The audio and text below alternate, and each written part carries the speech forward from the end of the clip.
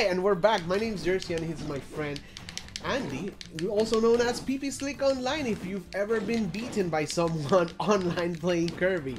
So we're going to show you some of the more advanced things you can do in Smash Brothers, and most of these things are over my head, but ppslick Andy here will do a better job of explaining how these go. So we already talked about jumping and double jumping. Talk about short hops. What is a short hop and how do you do it? Short hop is a variation of jumping in Smash Brothers. You have two ways of jumping, either going completely vertical or limiting your jump. There's only two heights, and I guess the best use of them is just strategy. You want to mix up your approaches, and also attacks done in full hop do more damage. So here's an attack while you're doing full hop, and then here's one while doing short hop. As you can see, it gives you less space away from your opponent. How do you do that short hop? Do you press a different button? It's the same button, but you have to tap it for less amount of time than the full hop. So do a light tap on the jump. This is a full tap or a hold of the jump button with Falco, and if I tap it, that is a short hop. This. There is no short hop on your second jump. Your second jump will always have the same height, no matter how long you press the button. Alright, so try to master these short hops and these attacks, because they are really good to get in close to an opponent instead of doing the bigger jump and potentially risking going over your opponent with your attack. In Smash Brothers, there is something called meteors, or other people would call them as spikes, and you can do this with certain characters when your opponent is off stage. Let's try to demonstrate with Donkey Kong and Falco here. Come on. Donkey Kong is probably one of the characters that has the most spikes. Let's try spiking Falco so you see what it looks like. All right, hit the...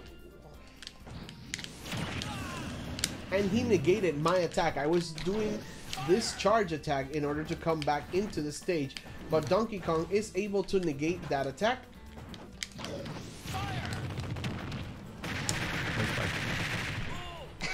One more time. One more try at the meteor. I think this. I was on you. Just jump. You jumped again. Oh, I did it. I did it. Oh, because you had tap jump. Oh, okay. This is so hard. If we were fighting, I could do it better. Okay.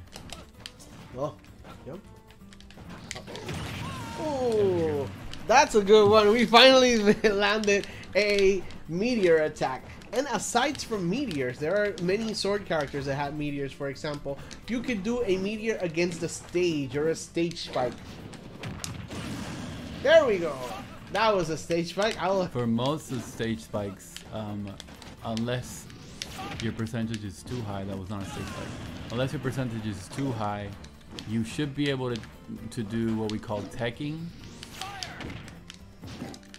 Hitting you with like a soft hit.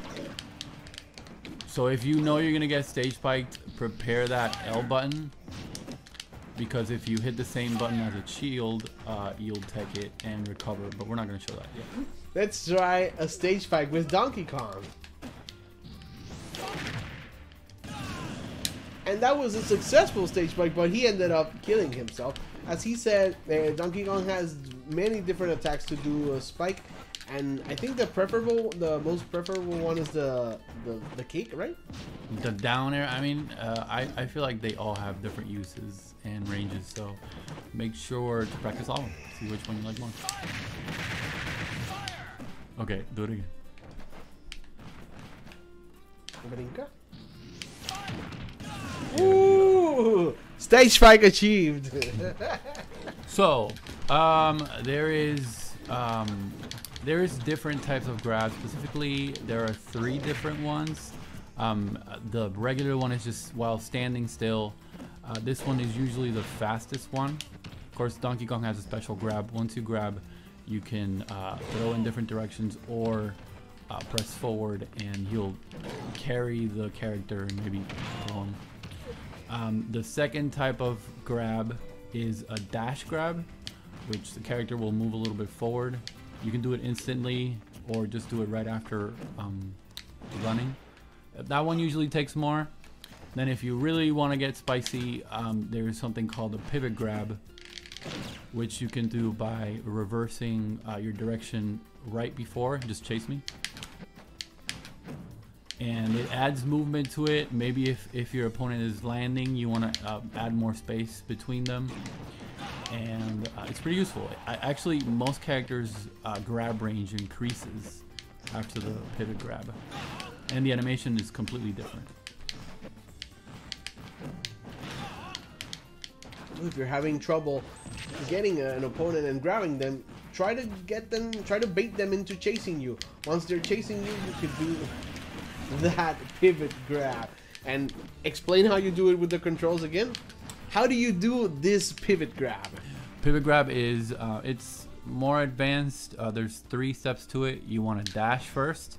When the character starts the dash animation, you want to hit the Z button. But then right after that, you want to tap the opposite direction of where your character is running. So it'll look something like that. So dash, hit the grab button, and then quickly pivot. Turn it around. Yeah. Oh. There you go. That was a pivot grab. Let's talk about combos. Not yet. Let's talk about combos. We can get very into depth or in-depth about this, but the basics are not only does your character's the length of how far they get launched changes when their percentages are higher, also their knockback animation lasts longer.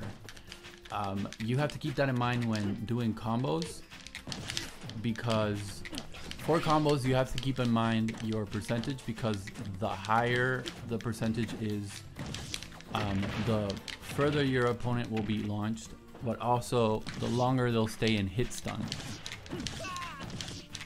Hit stun is just an amount of time that an opponent is an opponent's character is unable to move, and since my percentage is high and he has hit me various times consecutively, it takes longer for me to regain control of the character because I am in hit stun. You're basically stuck and you can't move during that time. So an easy way to tell if a move combos or not is, of course, hitting maybe a jump button, something that acts quick, but also in training mode, you have the convenience of seeing the combo meter. Pretty easy to tell. That was a 5-hit combo. Let's show off a chic combo, starting with forward tilt to up air is pretty consistent. Usually up air will be 4 hits, but if you do it quickly, you'll be able to link those and see the combo meter go up. Pretty good damage output. Yeah, and something that Sheik can do, but a lot of characters can do, including some sword characters like Lucina, they can combo their forward airs. So can you demonstrate? This is pretty heavy on the inputs, so you have to have fast fingers, maybe practice it for a while. But see how the combo meter went up. It was a 3-hit combo. I was unable to move during those 3 hits, and these multiple attacks is something that a lot of characters can use. It is very useful when trying to combo an opponent or to begin the damage when you begin a battle and your opponent is at a lower percentage. Combos can also be used as what the Smash community refers to as a kill confirm. If you know a move is a good combo starter, you can use it to actually finish off maybe the match or kill a stock. If you see that line up there, Corin almost got to it, which means his stock would be done. So if you know your opponent has a certain amount of percentage that you can use a certain combo, you should follow through and then get the stock. Much easier than just getting it by a smash attack. Hitting that ceiling means if we were in the stages, Battlefield or Final Destination, it means I would have lost my stuff because I hit the ceiling. I was launched with Sheik's attack. Speaking of stage spikes. We should go into a more advanced technique that people refer to as edge guarding and ledge trapping. And edge guarding has changed in Smash throughout the years. It used to be that only one character could hold the ledge, but now you can pop off your opponent from the ledge by just grabbing it after them. Also, edge guarding is you could edge guard during while the character is literally on the edge, or you could edge guard while they're away. Just it's a concept. Just keep in mind that you're trying to avoid your opponent from getting back to stage. Let's see what ledge trumping is. It's just another way of edge guarding where your opponent will pop off. That might give you maybe an idea of what to do right after. If they don't react fast enough, they might just die from it. So let's see how I can get Bowser with that.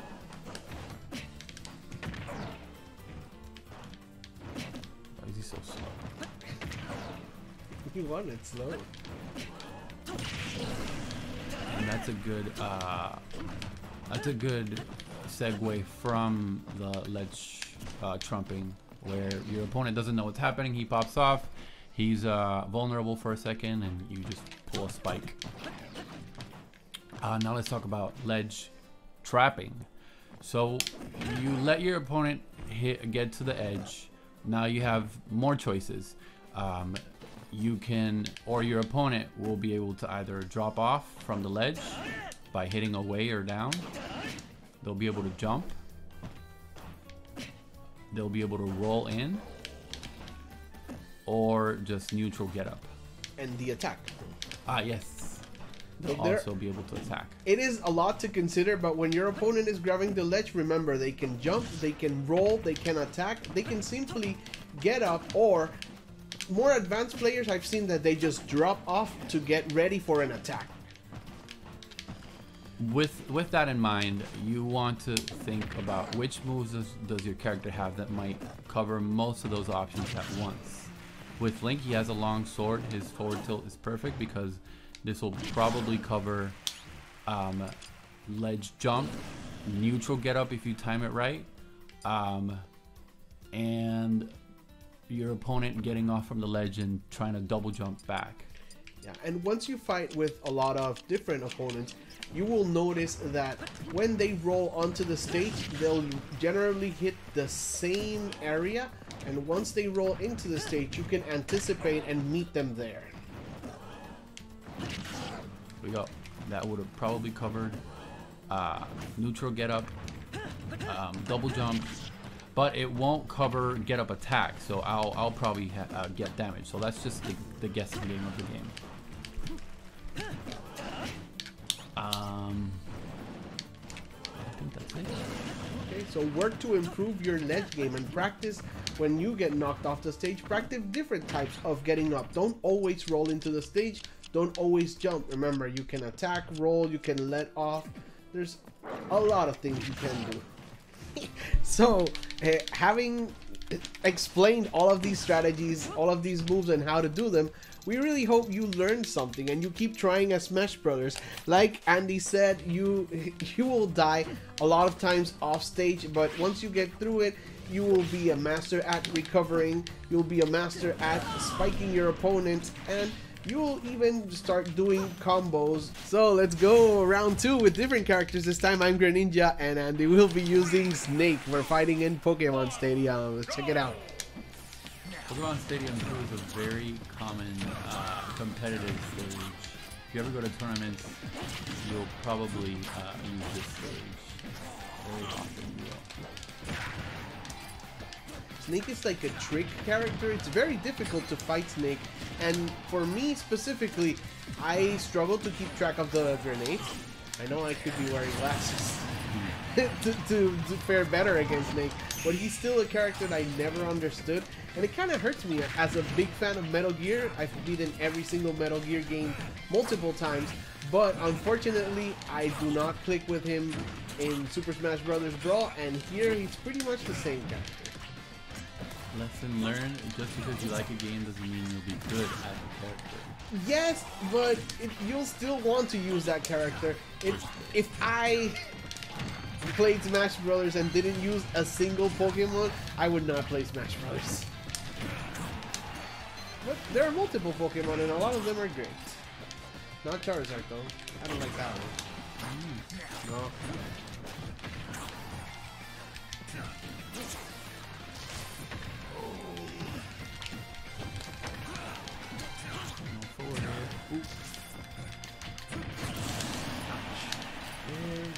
And his bombs.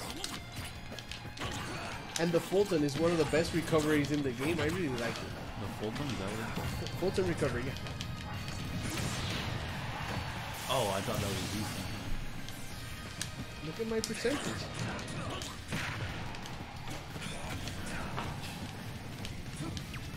I didn't notice that the stage has hazards on. Usually in competitive play, the hazards will be off. So yeah, since I don't practice competitive or anything, I don't have the rules set for competitive in my game. This is my Switch. In Andy's Switch, the stage wouldn't change this much. Ooh, look at that wall jump.